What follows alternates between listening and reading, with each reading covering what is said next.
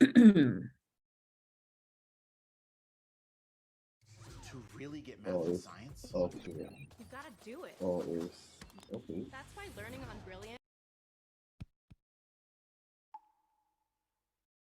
In this video, we're going to look at Isaac Newton's first and second laws of motion, as well as the ideas of circular motion and inertia. Newton's first law basically says that a resultant force is required to change the motion of an object. Or in other words, if there isn't a resultant force, then the object's motion won't change. And this principle works for both stationary and moving objects. This means that if the resultant force on a stationary object is zero, or in other words, there is no resultant force, then the object will remain stationary. And if the resultant force on a moving object is zero, then it will carry on moving at the same velocity, because in both cases, there's no resultant force acting on the objects, and so their motion won't change. In contrast, Newton's second law says that if a non-zero resultant force acts on an object, then it will cause the object to accelerate.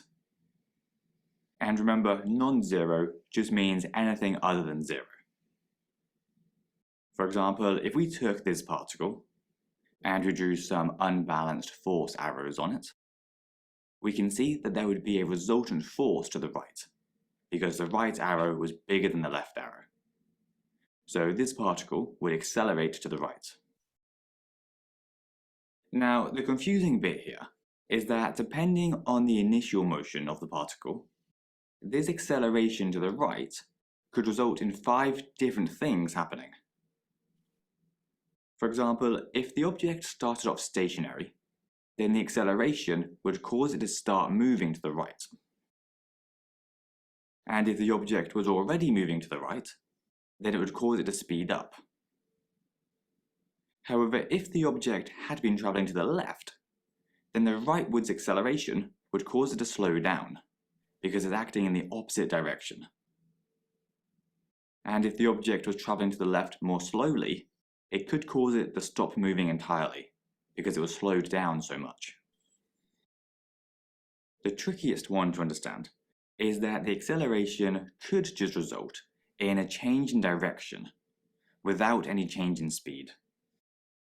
This is because acceleration is defined as the change in velocity divided by the change in time. And as velocity is determined by speed and direction, any change in the direction of the object also changes the velocity, and so is considered acceleration. We can see this in practice if we look at circular motion, like the orbit of the Moon around the Earth. Even though the speed of the Moon remains constant, we still say that it's accelerating, because its direction is always changing slightly. This happens because the Earth's mass exerts a gravitational pull on the Moon, which acts perpendicular to the Moon's motion. So overall, the Moon ends up spinning around the Earth with a constantly changing velocity, because the direction's changing, but a constant speed. The other part of Newton's second law is that the size of the resultant force is directly proportional to the acceleration that it causes. For example, if you made the resultant force twice as big, then the acceleration that it causes would also be twice as big. We can see this in the equation F equals ma, which says that the resultant force is equal to the mass of the object multiplied by the acceleration that it causes.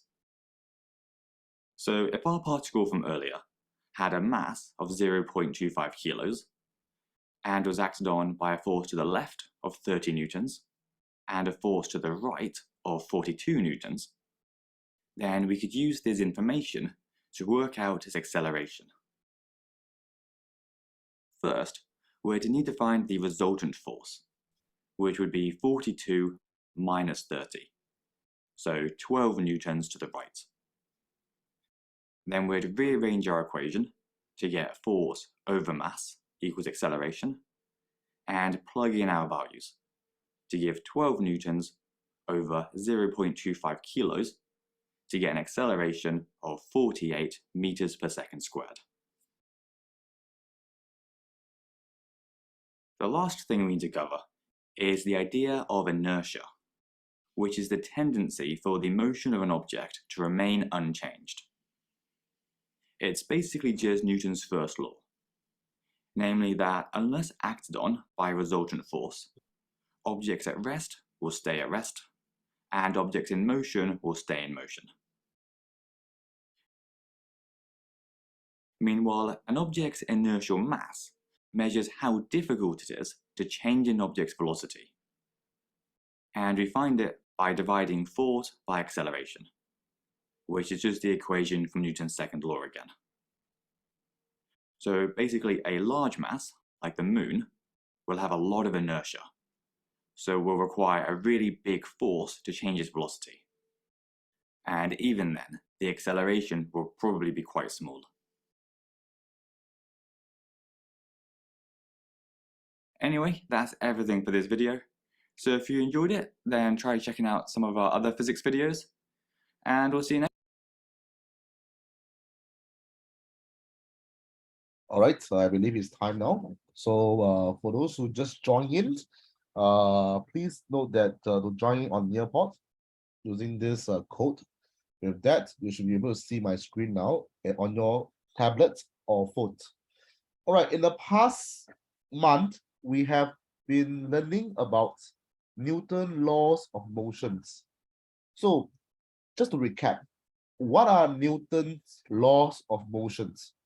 So Newton's laws of motions relate an object motion to the forces acting on it.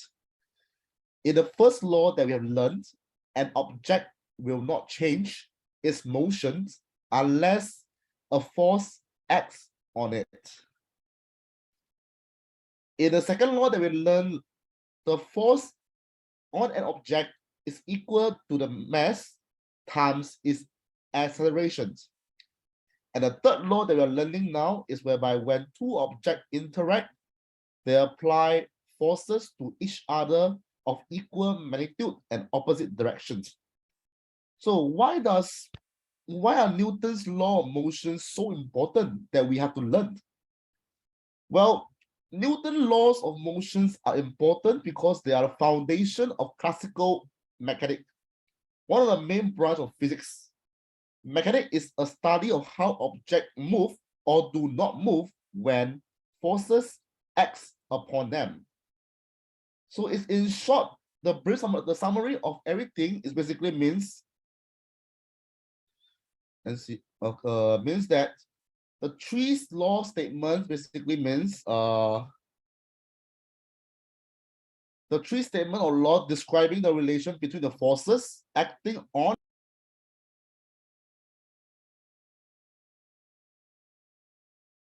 Sorry, Andrew, it's a mistake. Can you unmute yourself, please? Okay, no worries. All right.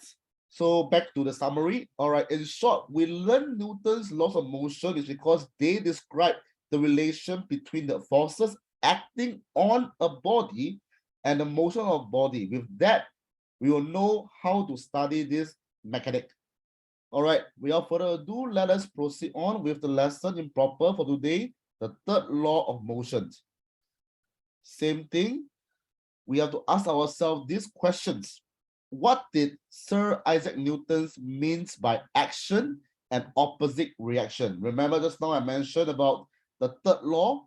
When two objects interact, they apply forces to each other of equal magnitude and opposite directions. So what does he mean by action and opposite reaction? We'll find out this lesson. All right. So I'll skip this. I'll move on to the next activities. All right. So I want you guys to tell me in the board now as shown in the screen. what do you think that Newton means when he determined that for every action, there is an equal and opposite reaction? Now, you guys, students, you guys tell me now, what does he mean? Or what did he mean? Meant that for every action, there's equal and opposite reaction. So please tell me your answer by writing in the board in the app shown. I'll give you some time to type. All right.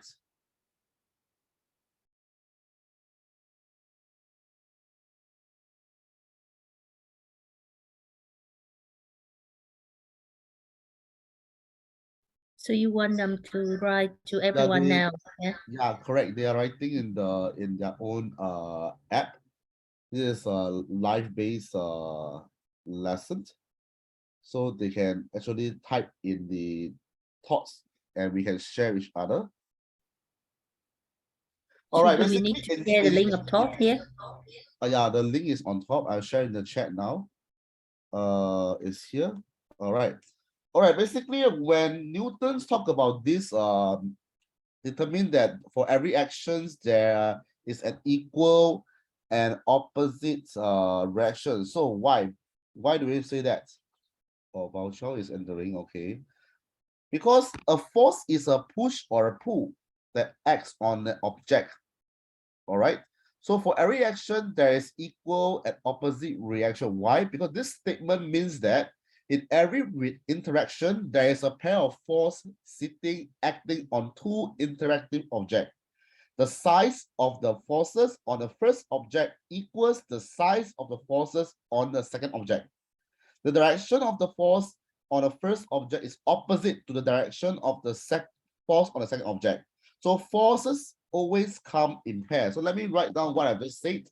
So in short, right, basically it means to say that, right, Newton means that for every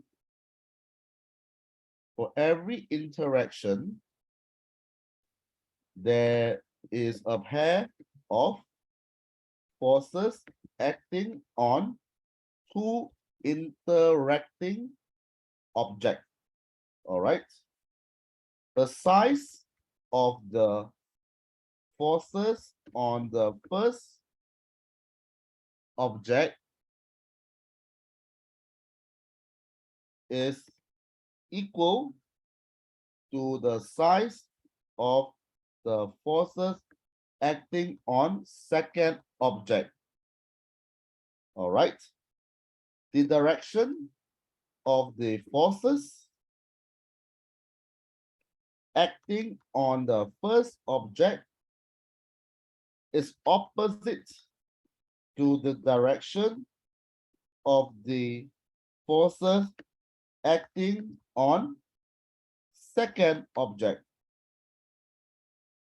Forces always comes in a pair. Hence, equal and opposite action, reaction, force pair. All right. So I can see some answer now from the students for the class now. Very good. So I'll just approve all. Okay, so basically Ming An say that he means that if you push on a force, then the object will absorb and some comes back to you. And that's how a plane engine creates thrust. Then we have we're saying about push or pull. Then there's Sherlock Holmes saying about the interacting, correct? All right. So technically speaking, as what we mentioned earlier, there are two types of forces, all right? Push or pull, all right, very good. So let's carry on from here. Thank you very much. All right, let's look at Newton's third law in proper, all right? So Newton's third law of motion, by definition, states that for every action force acting on an object, there is a reaction force acting on a different object. This action and reaction force are equal in magnitude and opposite in direction. So in order to understand what actually Sir Isaac Newton is talking about, we must first understand three things: force, speed, and momentum. In the next slide, you guys will be seeing or watching a video about Newton's third law of motion at play in football. While you're watching the video, try to see whether can you come up with a definition for the term force, speed, and momentum. All right, without further ado, let us watch the video.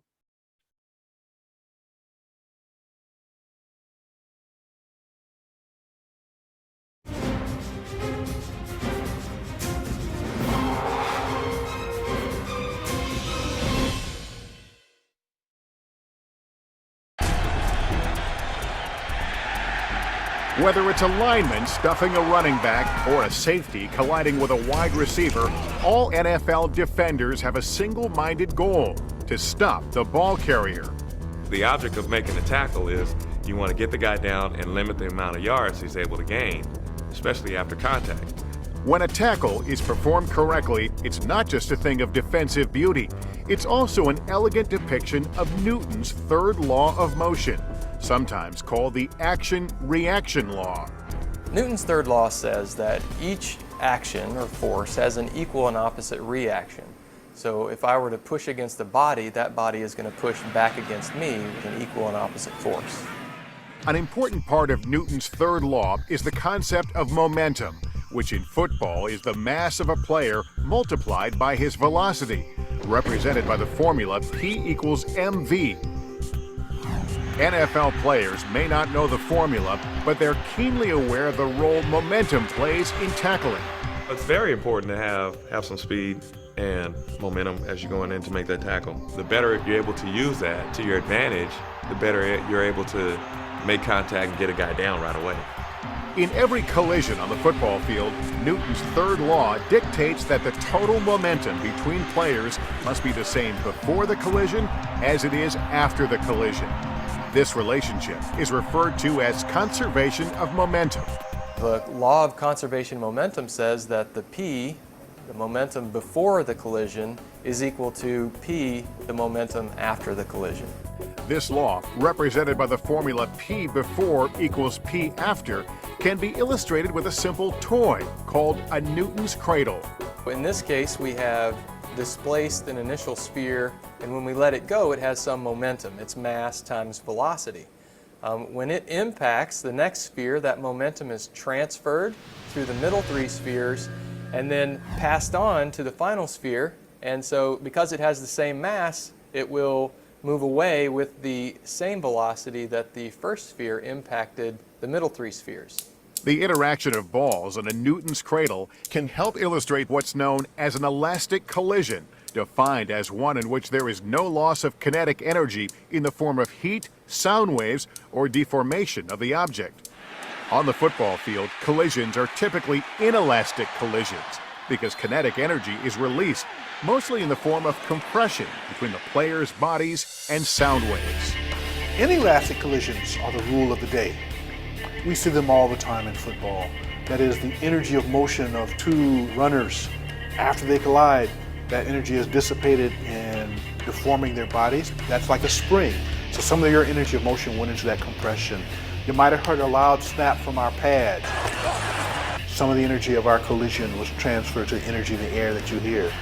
While big hits look and sound spectacular, what's most important in tackling is stopping the ball carrier's forward progress. If your pads are underneath his and you're hitting on an upward slope, you direct the energy up and you take him back. At the point of contact, hopefully that's where the ball stops play in. Whether a tackle is successful or not, we can be certain that the same force is exerted on both players, and the total momentum before and after the collision is the same. For that, we have Newton's third law to thank.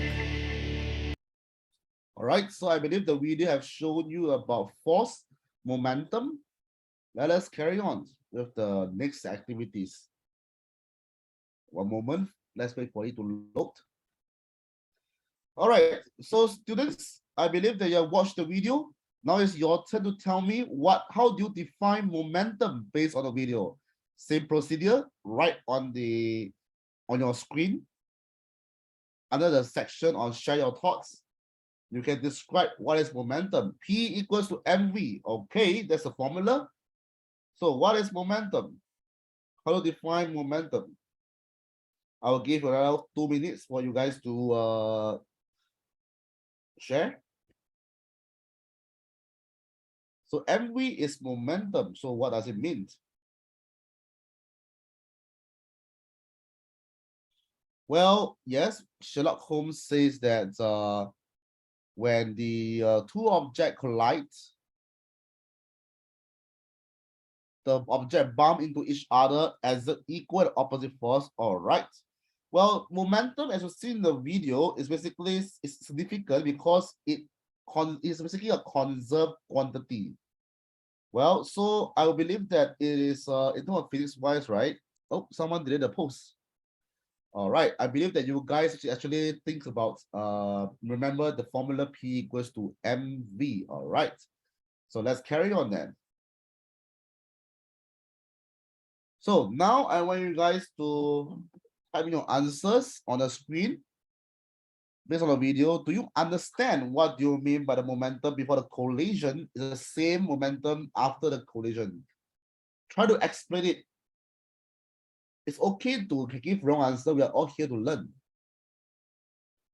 All right, I'm gonna give around a few minutes for you to write the answers. All right. So you explain to me that what do you understand by the momentum before the collision is the same momentum as the after the collision. Well, you saw just now during the football, there's two persons collide with each other just to stop the ball from going. So what do you mean by that? All right, I saw someone saying that P equal to mv, that's formula. Well, let me just explain further. In collisions, it is assumed that the colliding objects interact for a short time. All right. Okay, I saw someone. Okay, so Sherlock Holmes say when two objects collide, the total momentum before the collision is equal to the total momentum out of it. Yes, correct. Absolute yes. But you have not answered the questions on the what do you mean by that? So why does the momentum remain the same after the collision? Why is it remain the same? Let me see the answer below. Well, the answer for this is basically so why is the same? Because two colliding body, right, have nothing to do with all the energy or forces included. All right. So the conservation of momentum, right, is basically a statement from Newton's third law that's saying that during the collision, the forces on the colliding body are always equal and opposite at each instance. All right. So hence the impulse, the force multiplied by times on each body are equal and opposite too. Therefore, when you hit it, and the force after you hit it remains the same. All right. And one thing is that energy has no compulsion like increasing or decreasing by the same amount of body. So as energy is not increasing or decreasing, the forces remain unchanged, the size of person remain unchanged. Therefore, the momentum for before the collision is the same as the momentum after the collision. All right. So let's carry on. So now we will now explain the Newton's third law of motions and elaborate on how all three Newton laws that we have learned are related. All right. I believe that we all know this thing called the net force and the type of forces. So in physics, there are many forces acting on one object. Well, there's pushing, pulling, there's twisting, so on and so forth. There is gravity. Like example, if you place your textbook on your desk, the textbook is experiencing gravity because gravity is the force that pushes downwards. All right. Well, there's also a force that pushing the table upwards. So if these two forces opposite each other is based on the Newton's third law of motion. So therefore, we must consider the net force, the total force that an object experiences. Well, just to recap with you guys, what is net force? Net force is the vector sum of all individual forces that are acting on an object. On the next slide, students, you guys will be watching a video on different types of forces that object may experience. All right, so while you're watching, I want you guys to think about some of the contact force and non-contact force that you can see or experience in your life. All right, without further ado, let us watch the video now to have a better understanding on what is the net force, everything.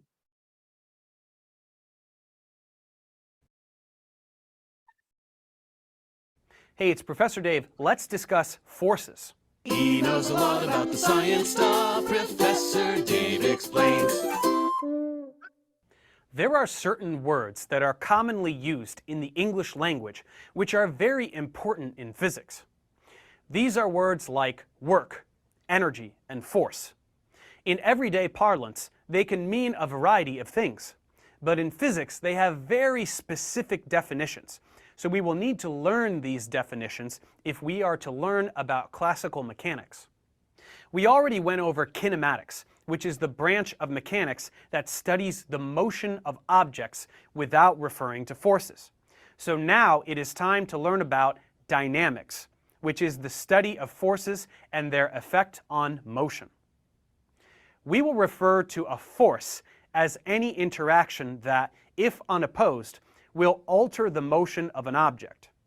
A force can cause an object with mass to start moving, stop moving, move faster, slower, or in a different direction.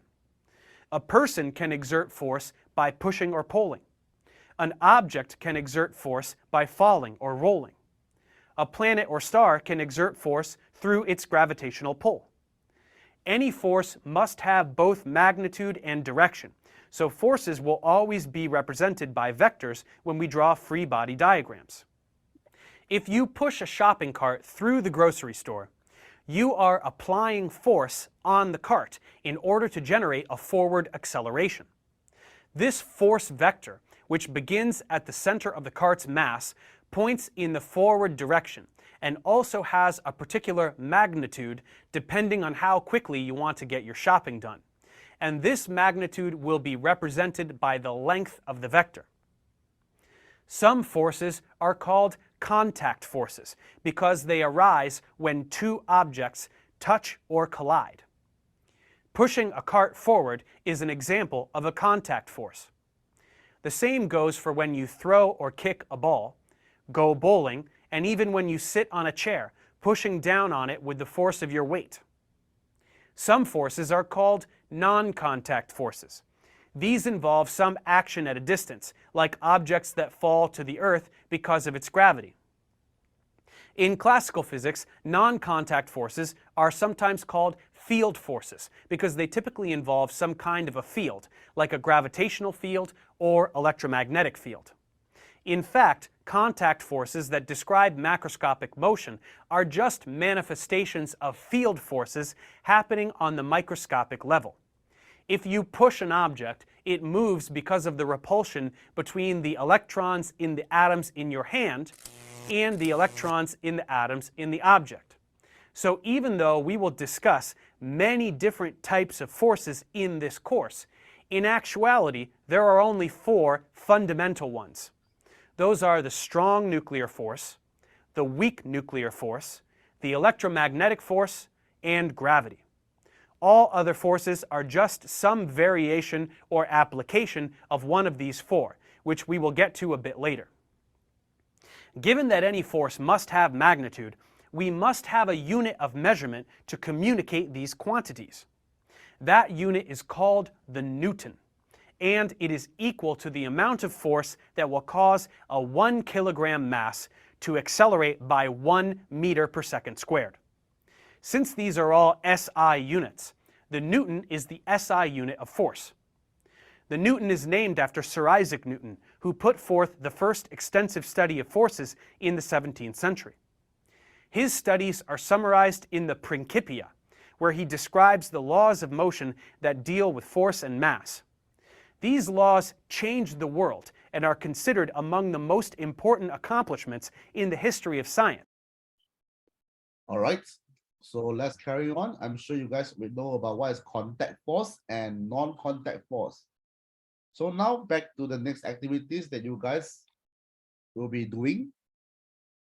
So from the video, give me 3 examples of forces that you notice in the movie clip. Well, one example is basically pushing of the carts. What else? Other than pushing of the carts, what else? Well, the video person just give an example of you sitting on a chair. All right, other than you sitting on a chair, what else examples that you notice in the video? Pushing on the carts, you sitting on a chair. Well, we have also pushing the 1 kilo weight on a chair. Yes, we have also apple kicking a ball, throwing a ball, apple falling down from a tree. All right. Yes, we have gravitational force, electrical force, magnetic forces. Well done. Throw a ball. Yes. We have magnets also. We have magnets. The host of the video just show us the magnet as well. What else? What else did it show? Yes, pushing the cart, holding a table, sitting on the couch. Apple fallen by gravity. Well done, Alex. Any more? Anyone want to share your thoughts on the examples of the fall you notice in the movie clip? Showing nuclear. Yes, nuclear. Well done. What else? Any other things that you want to share?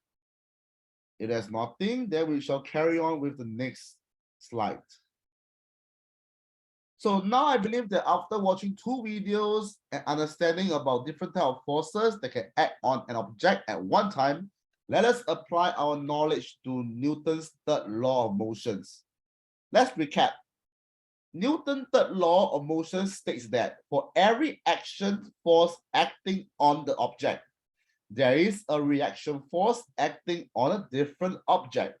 These actions and reaction force are equal in magnitude and opposite directions. And therefore, this means, like I mentioned just now, forces always comes in pair. The action and the reaction force.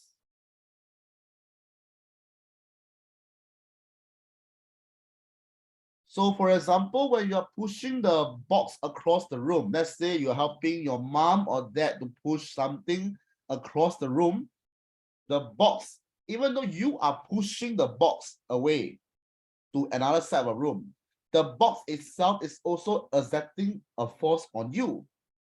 The force that you are applying on the box causes a reaction force from the box. Same theory, the force on the box that push on you is equal in magnitude but opposite in direction. Now, next slide, you watch a video on Newton's third law. So as you watch, right, please let me know what thing in the video interests you the most. All right.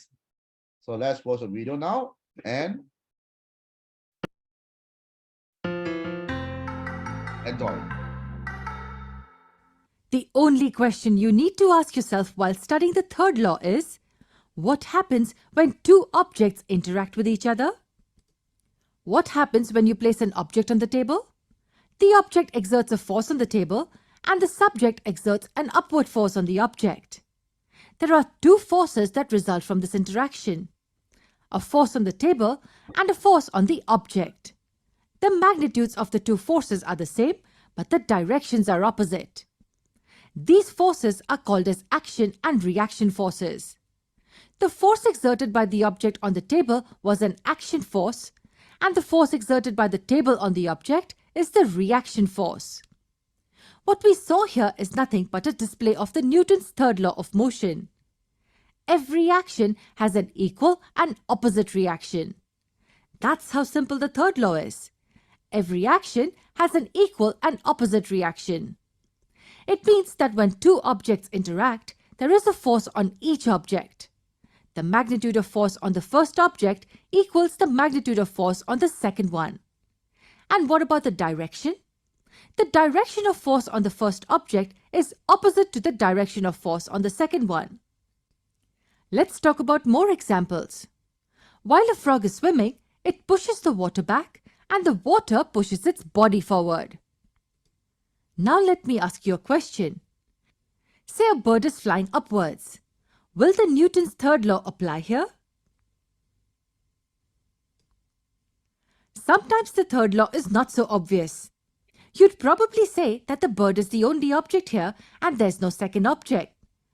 But that's not correct. The wings of the bird push the air downwards and the air pushes the bird upwards.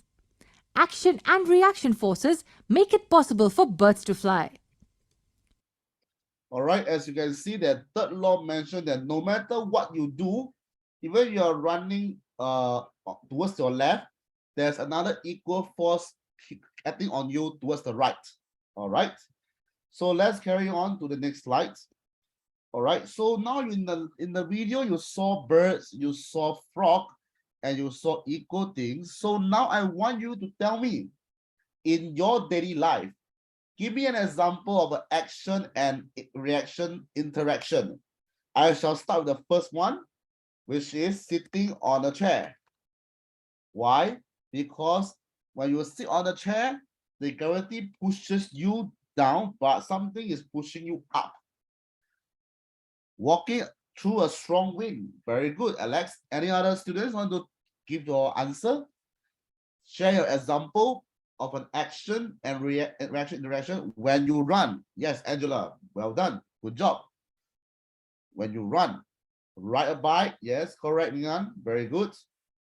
Mushroom, you want to try mushroom? Well, a swimmer swimming forward. Excellent. When you swim, all right.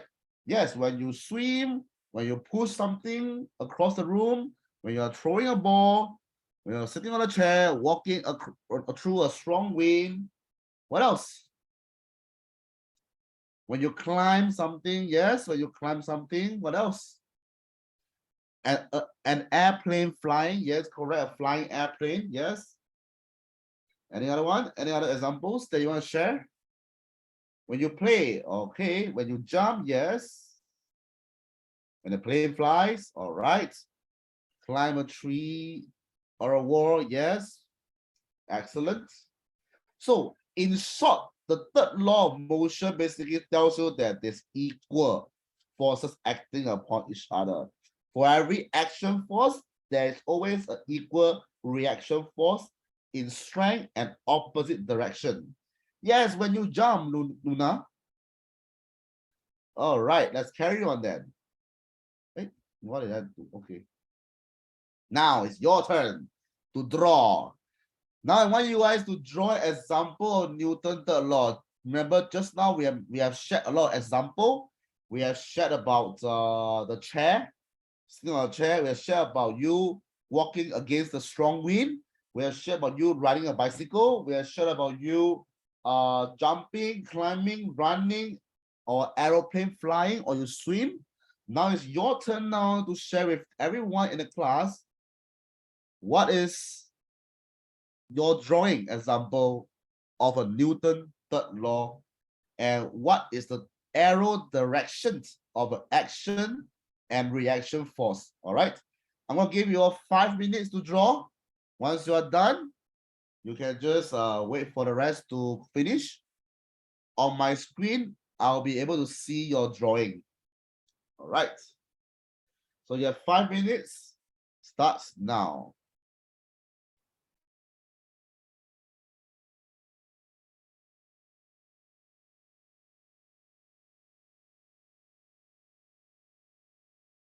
I can see someone drawing something. All right, okay. I can see someone's drawing a car. Is it a car? Someone climbing something.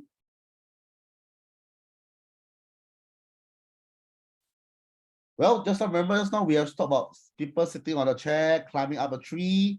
remember to draw an arrow. Draw the arrow direction. Remember to draw an arrow showing that it is action or reaction forces.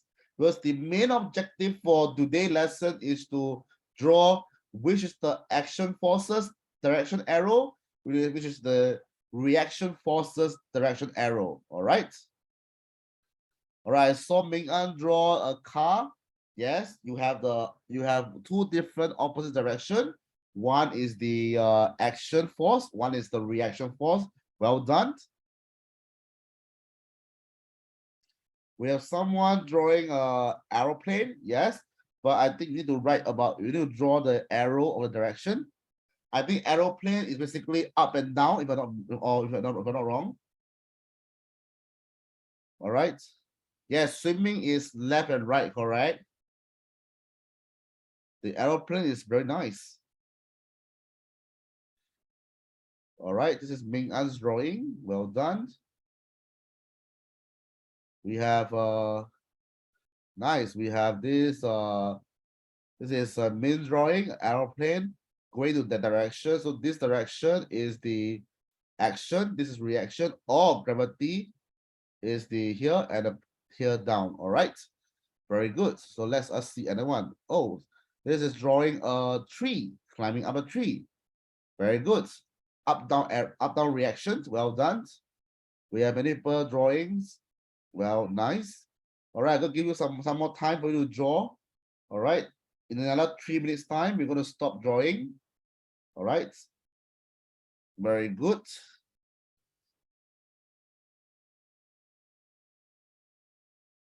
All right, Alex, Pao Chao, Angela, waiting for you to draw finish. All right.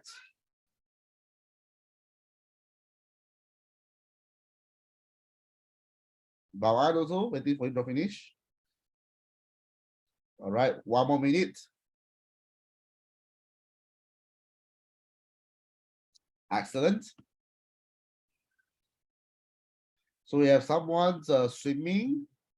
All right, a fish that's on the in the sea swimming also. Very good. Nice. All right.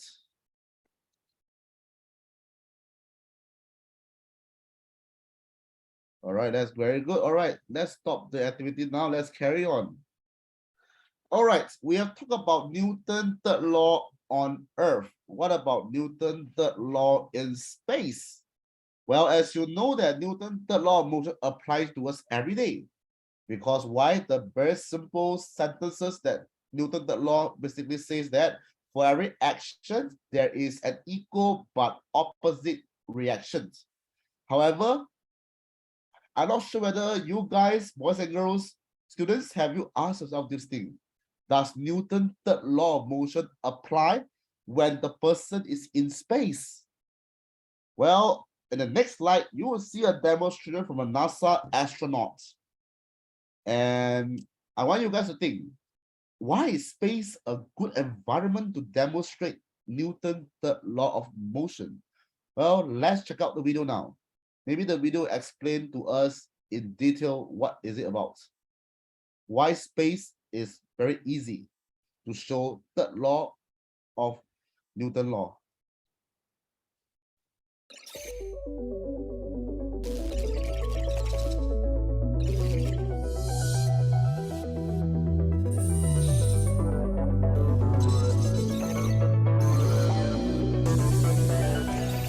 Welcome to the International Space Station. I'm NASA astronaut Mark Vande Hei. Today, we're going to talk about Newton's third law. How do you think it will hold up in microgravity? For every action, there is an equal and opposite reaction. This means that in every interaction between two objects, there are a pair of opposite forces acting on each object at the same time, a force pair. You can see that there are many examples on Earth.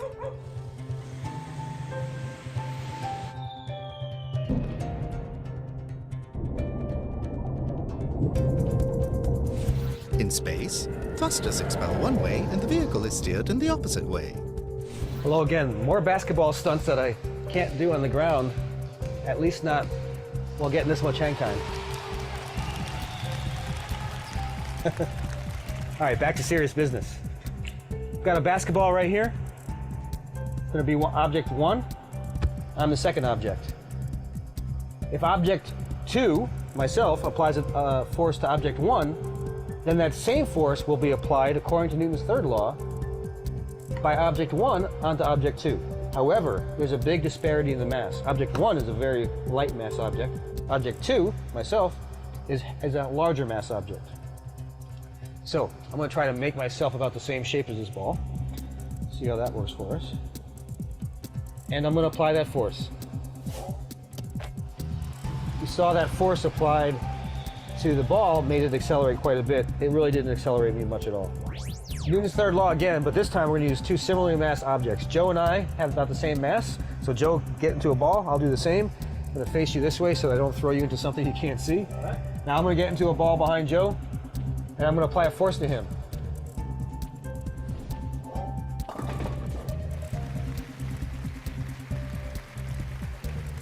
Notice that when I applied a force to Joe, it accelerated Joe away from me, but I got accelerated away from him as well, because the force applied to Joe ended up being the same force that was applied to me. All right, as you can see in space is very important, and it can show us the Newton's third law. As you can see, the astronaut, when the two astronauts apply force, when one astronaut push the other one on the other direction, he himself get pushed back as well, because Newton's third law says both sides are the same, equal force.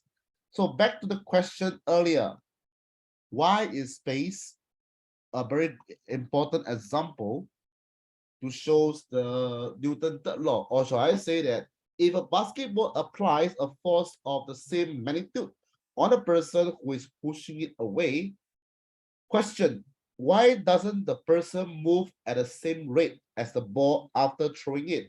Remember, you saw in space, right? In space, when two objects had the same mass, when one pushes the other away, he himself gets pushed away because they are of the same mass. So this question, right, on Earth, if a basketball applied a force of the same magnitude on the person who is pushing away, why does the person don't move? Well, as Angela say, I don't know, no worries, you're here to learn.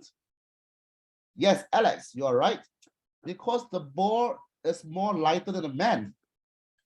All right, that's why the man don't really move the same rate as the ball after throwing it. So yes, Sherlock Holmes, you're right. So the ball exerts lighter mass. So that's why you can see that in the video, the astronaut asked someone with the similar mass to do a demonstration. Yes, the ball is lighter. Well done. All right. Correct. The ball needs much less force to accelerate than a human because it's light. All right. Let's carry on then. Moving on to the next slide. So remember, one thing is that just now, you see, when you're on Earth, it's very hard to tell about Newton's third law. But when you see that the guy in space, when they demonstrate the Newton's third law, it shows very clearly on the third law whereby the forces acting upon each other is the same. Why do you think that a space is a good environment to demonstrate the Newton's third law of motion?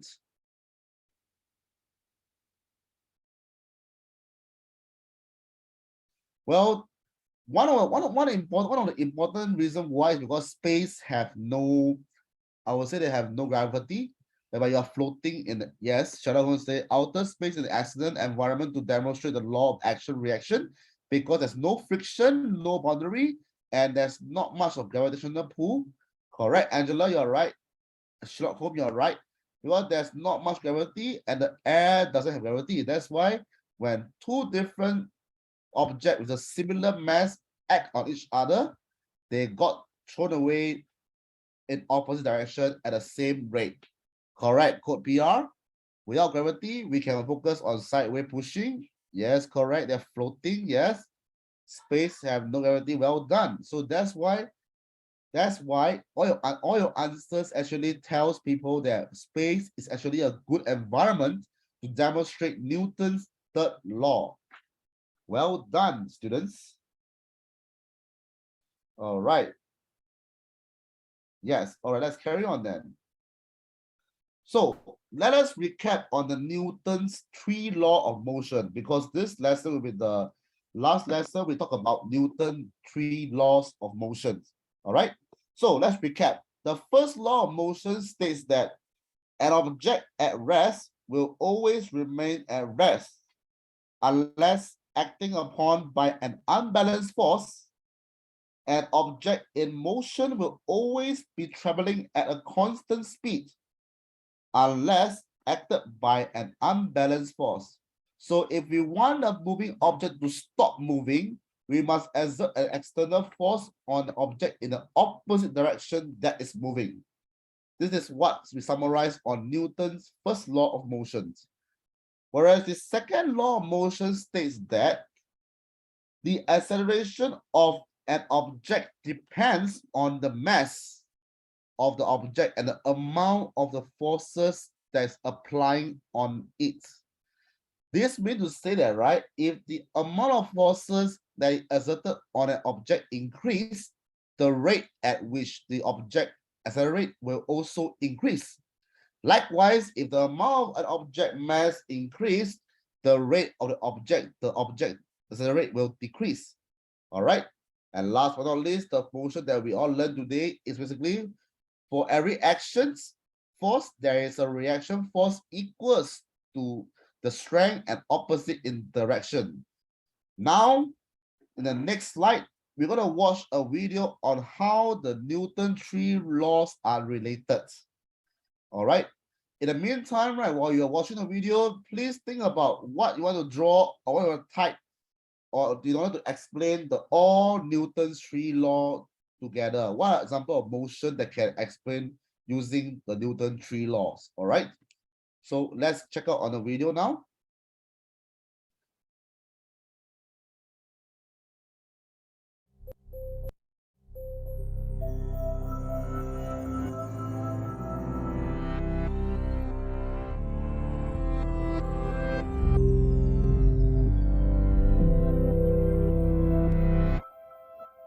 Have you ever noticed that it's harder to start pedaling your bicycle than it is to ride at a constant speed?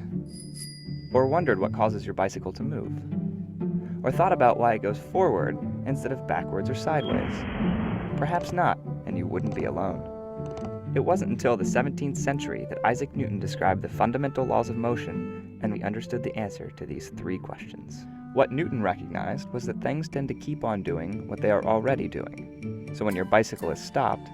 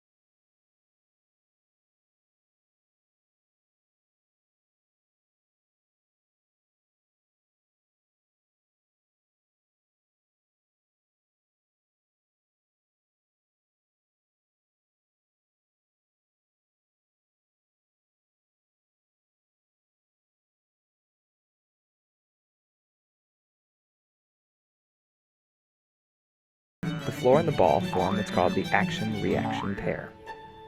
When it comes to your bicycle, it is a little more complicated. As your bicycle wheels spin clockwise, the parts of each tire touching the ground push backwards against the earth. the actions.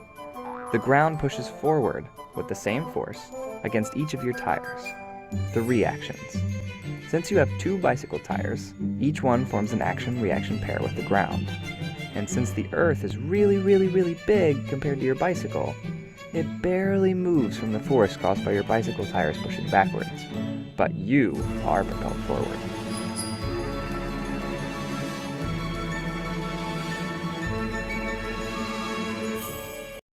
All right. So I believe the video shows you about how the Newton laws of motions apply in the daily lives. I shall skip this. Let me just. Okay, so I shall stop here now. The time is almost done. So basically, we have completed the Newton's 3 laws of motions, and bear in mind, as students, all Newton's laws are very important because they are tied into almost everything we see in our everyday lives. This law actually tells us, right, how things are moving or sitting still, like why you don't float out of bed, or why you don't fall through the floor on your house. And Newton laws controls how the cars actually works and how the water flow, why water flow down instead of flowing up, or why building never fall down, and basically how everything around us move. So this is why students, we all study Newton's 3 laws. Well, with that, we'll end this Newton 3 laws section. We are going to proceed to learn more about biology next lesson. All right. With that, I will end the lesson for today. Thank you very much for coming. I will see you next week for biology. Thank you. Bye-bye. Take care. Thank you and goodbye. Bye-bye. Take care. Bye. Bye, Teacher Andrew. Bye, madam. Bye, Mushroom. Bye, James. Bye, Angela. Bye, Eric. Bye, Bao. Bye, everyone. Bye. Okay. Goodbye. See Bye. you next week. See you next week. All right.